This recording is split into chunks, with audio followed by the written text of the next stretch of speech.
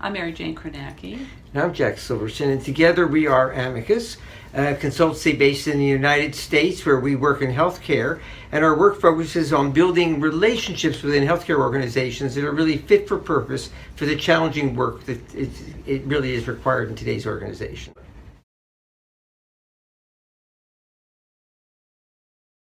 I think the tool that we're best known for is to help organizations come to very clear, explicit, transparent compacts. So compact is a shorthand for reciprocal expectations. So many people in an organization sort of understand intuitively what's expected of them.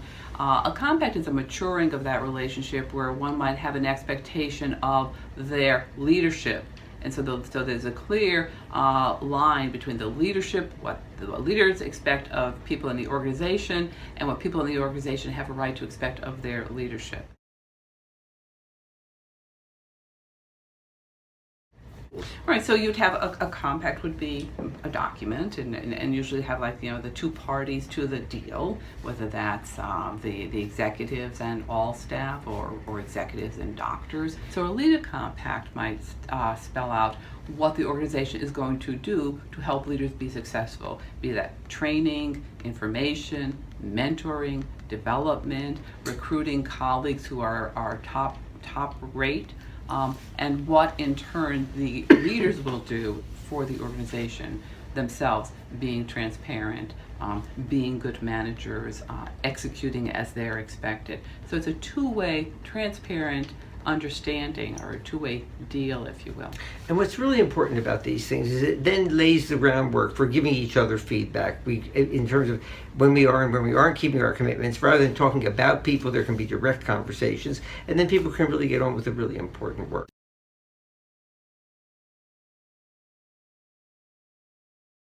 Then the trick is, how do you turn those from words on a page to a way of life, as we like to say? There are many organizations that have the compacts that use them at the beginning of the meeting. So when the meeting starts, the first PowerPoint slide is the compact.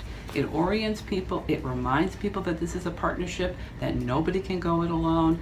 But it is, in our experience, a way to mature a relationship. So it's a very practical kind of series of behaviors that we're talking about that lead to facilitating getting work done.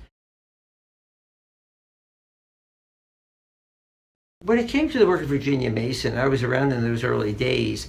I think it was really useful because there were a lot of external pressures on the organization to change, and I think there was a lot of kind of almost resentment and frustration on the part of the doctors and other staff that all this change seemed to be happening internal to the organization without any real discussion. They felt kind of the rules of the game were changing. There was, as I say, no discussion, and furthermore, the rules that were changing made life for them a lot more unpleasant. So there was a lot of giving up without any sense of really why, and more importantly, what would be the kind of the payback if they were willing to go that new route. And so actually, when they sat down and started to talk about the need for change and then what these new expectations would be, first of all, there was a lot of emotion that was let go of, and that allowed then people to really focus on the work. That was really critical. And then when they worked that through and got down to some explicit expectations, and those expectations were very related to moving the organization forward, it really facilitated getting the work done. It's interesting, Mary Jane described a number of different compacts. Well, we went in there helping them think about, in their case, doctors and the organization. That was their critical relationship to work on.